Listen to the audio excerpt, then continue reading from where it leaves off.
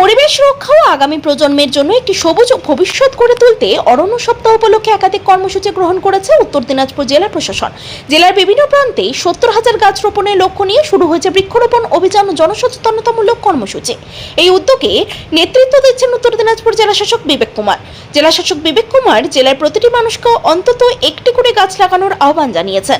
তাদের বক্তব্য, একটি গাছ শুধু অক্সিজেনের উৎস নয়, পরিবেশের ভারসাম্য রক্ষা এবং দূষণ নিয়ন্ত্রণ, জলবায়ু পরিবর্তনের প্রভাব মোকাবিলা এবং আগামী প্রজন্মের নিরাপদ ভবিষ্যৎ গড়ে তুলতে গুরুত্বপূর্ণ ভূমিকা পালন করে। অরণ্য সপ্তাহ উপলক্ষে আয়োজিত ট্যাবলোর উদ্বোধন করেন জেলা শাসক। পাশাপাশি বন ও মানুষ বিষয়কে কেন্দ্র করে একটি ফটোগ্রাফি প্রতিযোগিতারও আয়োজন করা হয়েছে, যার মাধ্যমে পরিবেশ সংরক্ষণে সাধারণ মানুষ, বিশেষ করে নতুন প্রজন্মকে আরও বেশি করে যুক্ত করার উদ্যোগ নেওয়া হয়েছে। জেলার বাসিন্দাদের একাংশের মতে পরিবেশ রক্ষায় জেলা প্রশাসনের এই উদ্যোগ সময়োপযোগী এবং প্রশংসনীয়। তাই তাদের আশা, রাজ্য প্রশাসন পরিবেশ বান্ধব উদ্যোগের পাশাপাশি জেলা শাসক বিবেক কুমারের নেতৃত্বে উত্তর দিনাজপুর জেলা প্রশাসনের এই কর্মসূচি আরও বেশি মানুষকে বৃক্ষরোপণ ও বন সংরক্ষণে উদ্বুদ্ধ করবে।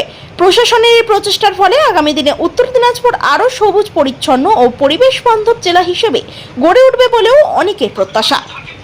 একটা ফটোগ্রাফিও আমরা কম্পিটিশন একটা রেখেছি, যে আপনারা সোশ্যাল মিডিয়া আমাদের যে পেজ আছে ওখান থেকে আপনারা ইনফরমেশন পেয়ে যাবেন। তো আমি রিকোয়েস্ট করছি সবাইকে একটু ওইখানে পার্টিসিপেট করুন। কিছু ক্যাশ প্রাইজও আমরা যে আছে আমাদের ওখান থেকে দেওয়া হবে। মোটামুটি 70,000 গাছ আমরা এই সপ্তাহে লাগাবো। নিজেও গাছ লাগাতে পারেন, এটা একটু ভালো জিনিস, সিম্পল জিনিস কিন্তু পাওয়ারফুল জিনিস। যে অরণ্য রথ আছে, একটা অ্যাওয়ারনেস জন্য একটা আমরা এনভায়রনমেন্ট দিচ্ছি। তো তাহলে ওরা প্রত্যেকটা ব্লকে যাবে, লোকজন একটা অ্যাওয়ারনেস জন্য জাগরুক হোক।